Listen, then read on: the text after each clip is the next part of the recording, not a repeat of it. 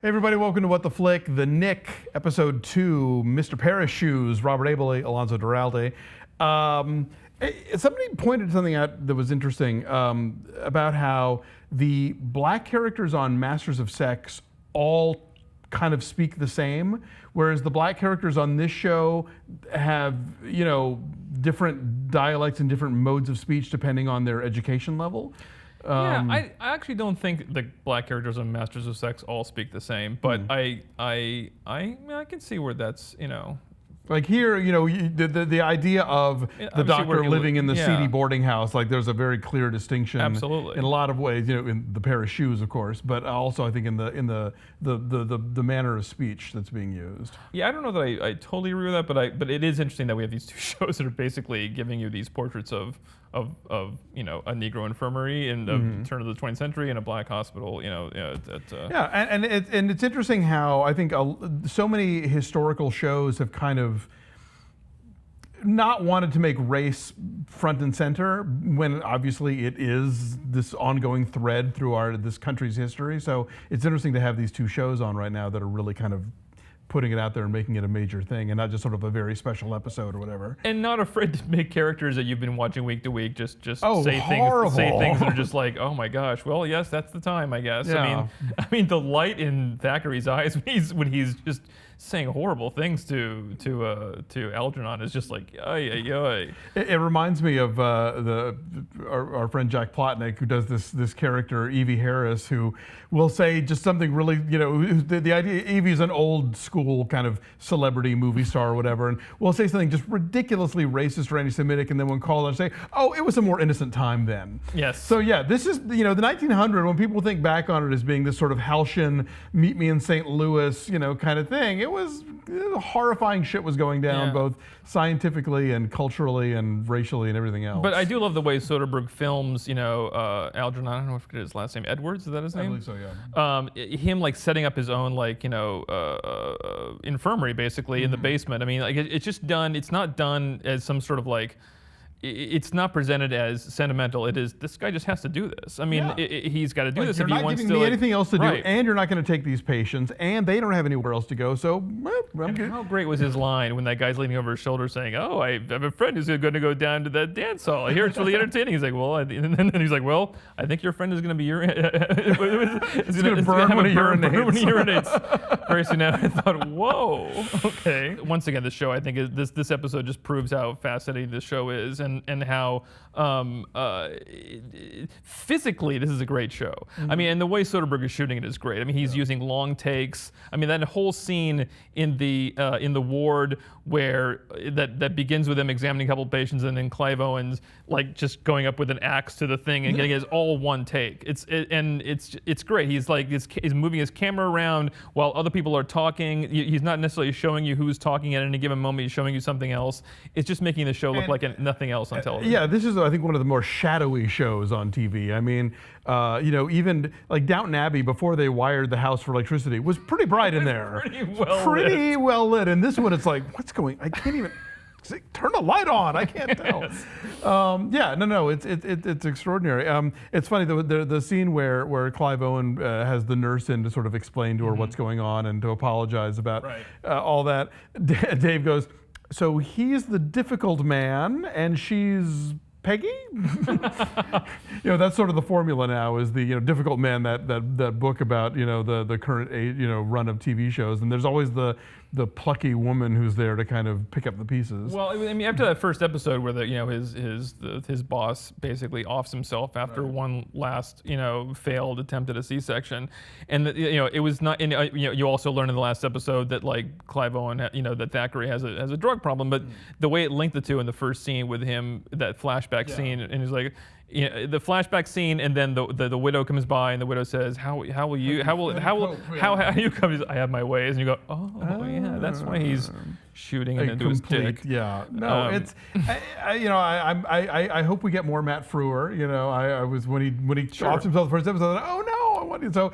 But yeah, definitely, I think to be a doctor in that era was to deal with not just the sort of gore and viscera, but the knowledge that you are going to be incapable of saving a great many people who have come to you for help. You know, and those numbers slowly get better, but in the meantime, you're still that guy with literal blood on his hands, and just sort of a helplessness based on what little we knew at the time. Oh, and blood, and by blood on his hands, I mean you're watching. Everybody's got blood on their hands. I mean the guy who delivers the body is like handing a receipt to the guy with his red hand and wanting to tap, and the guy's no, don't touch me. You didn't even bother to wash or anything. It's like, yeah, man. I mean, all those little details are just great. Yeah, and the nurse who delivers abortion, or the nun who delivers abortions. Yes, our very own Vera Drake. Yeah, not something I would have expected. But yeah, no, that's going to be interesting because I obviously is that guy going to use that information against her? I would imagine he's, considering how mercenary he is, I mean. Yeah, I don't know what you blackmail a nun for. They're not sitting on a lot of cash, generally speaking. So right.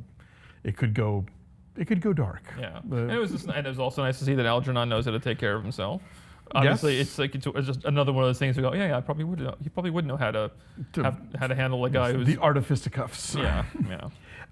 We were talking about the score before. Last week, I was undecided. I'm still a little undecided. I think as a piece of music, I think it's great. I find it distracting at times because I feel like the show is reminding you, hey, this is a period show, but these are contemporary issues, or this is relevant to a contemporary audience. So, it takes me out of it. I don't know, but you are more a fan, I think. Actually, no.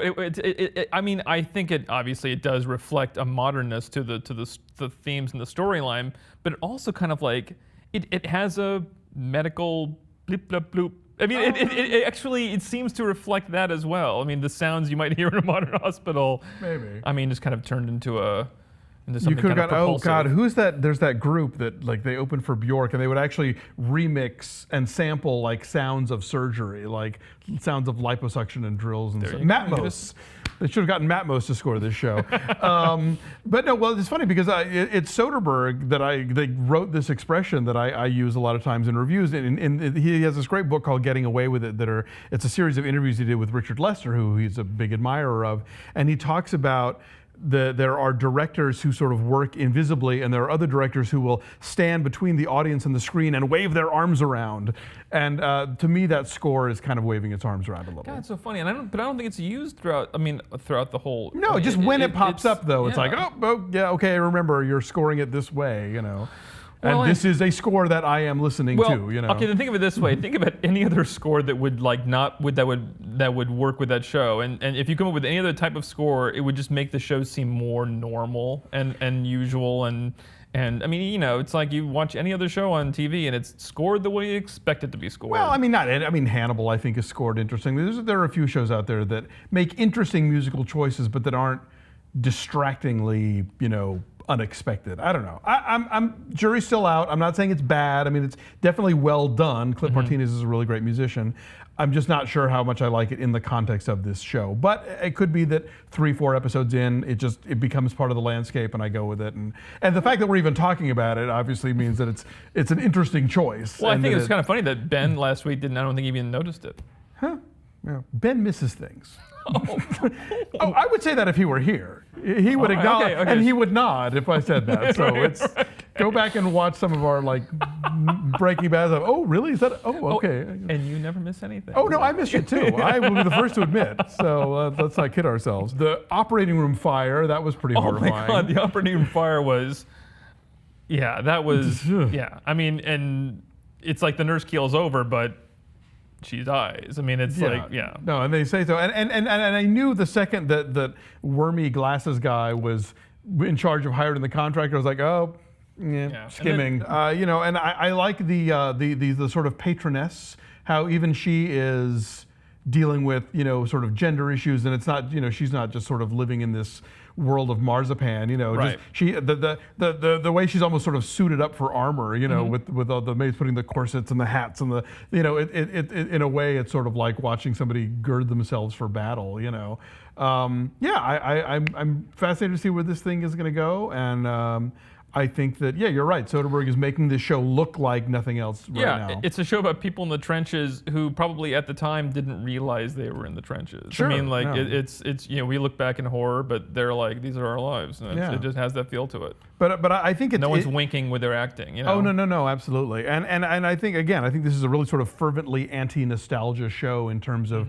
there's this propensity to sort of think back on these sort of golden eras of American life that never really existed, and certainly this was not one of them. Yeah, I wouldn't want two people dressing me in the morning. I'm seriously, I wouldn't. That actually looks like it'd be really, really strangely stressful. like time to be dressed now by two people. Come on in.